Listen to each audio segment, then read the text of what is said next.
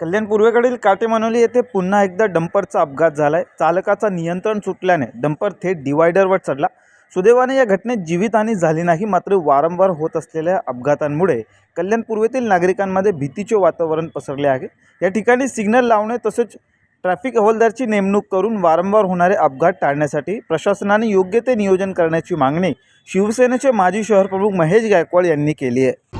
आज काटेमानोली ठिकाणी विजयनगर परिसरात एका डंपरने ब्रेक फेल होऊन त्याने डिवायडरवरती चढवलेलं आहे। याच्या अगोदर असे अनेक प्रसंग आपल्याला पाहायला मिळाले असतील।